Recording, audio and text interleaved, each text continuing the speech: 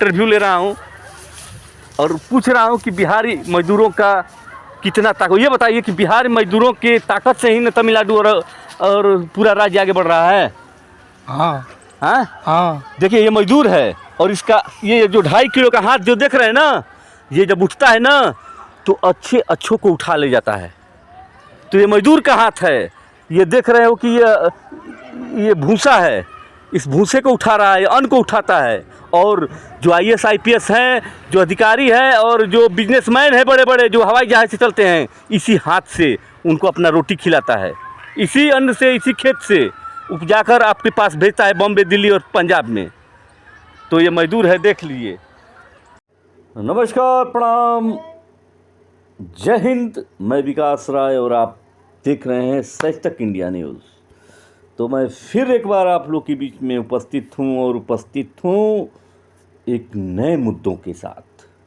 वह मुद्दा है बिहार के स्वाभिमान का, बिहार के गर्व का और बिहार के अपमान का। मुद्दा बड़ा है और उस मुद्दे को लेकर मैं आप लोग के बीच में उपस्थित हूँ। यह बिहार की आवाज़ का मुद्दा है, बिहार की स्वाभिमान का मुद्दा है और बिहार के अपमान का मुद्दा है। तो हमारे पहले वीडियो को लाइक शेयर और सब्सक्राइब जम के करिए ताकि इस भाई का मनोबल बढ़े और ऐसे ही वीडियो न्यूज़ आप लोग के बीच में दिखाता रहूं। तो मुद्दा पहले आते हैं उस मुद्दे का जिस मुद्दे के लिए हम मुद्दा उठाए हैं, और मुद्दा है वो तमिलनाडु का।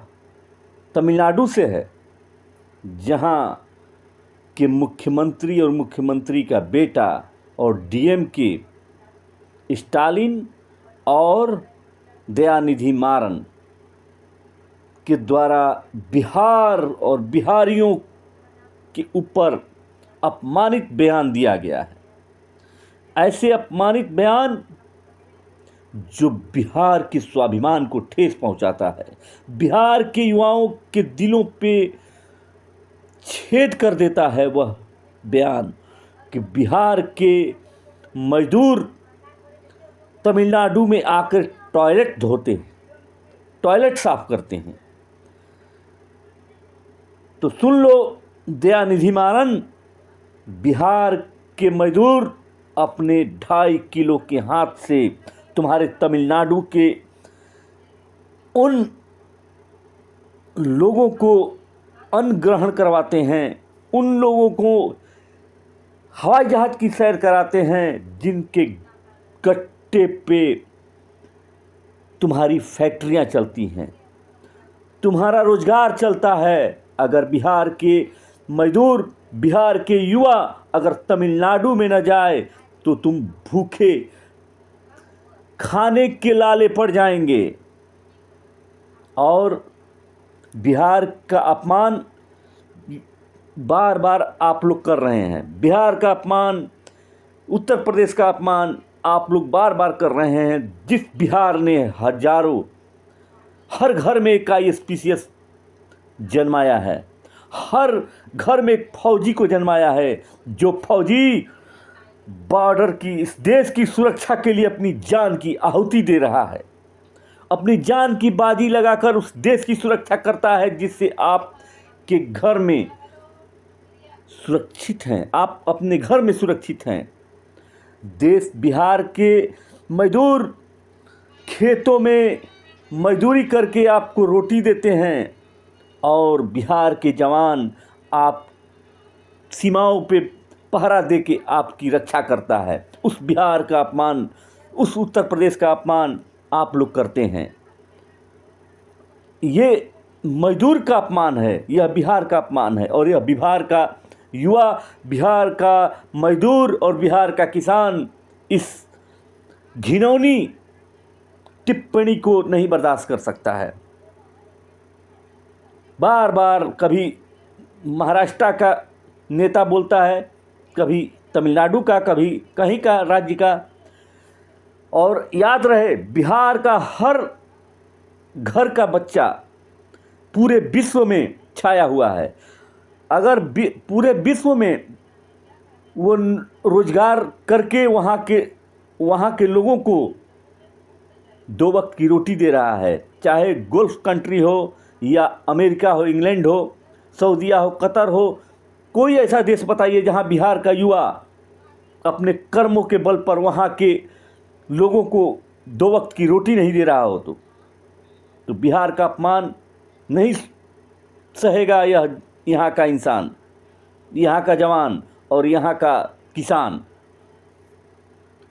बिहार का बार बार अपमान करके कभी स्टालिन, कभी दयानिधि मारन, बिहार के युवा तुम्हारे यहाँ टॉयलेट साफ करने जाते हैं, ऐसा बयान देकर बिहार के किसान, बिहार के जवान और बिहार के मजदूरों का अपमान बर्दाश्त नहीं करेगा बिहार। यह न्यूज़ मैं उन नेताओं को सुना रहा हूं जिस राज्य के नेता बिहार का बार बार अपमान करते हैं, बार बार अपमानित करके बिहार के युवाओं का, बिहार के मजदूरों का, बिहार के किसानों का अपमान कर रहे हैं। जो 2 वक्त की रोटी किसान दे रहे हैं, जो 2 वक्त की रोटी मजदूर दे रहे हैं और देश की सुरक्षा, तुम्हारी रक्षा कर रहे हैं।